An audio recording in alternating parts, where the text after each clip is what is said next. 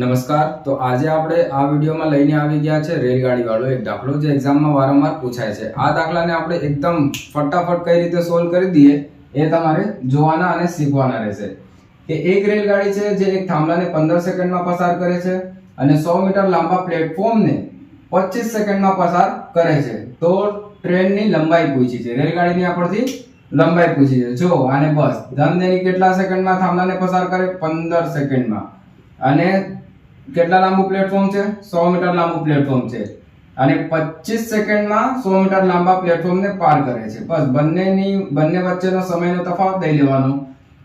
આ થઈ ગયું તમારું 15 ગુણ્યા 100 અને અહીંયાથી તમારું આવી ગયું 10. 10 થી 10 એટલે કે તમારી ટ્રેનની લંબાઈ કેટલી છે?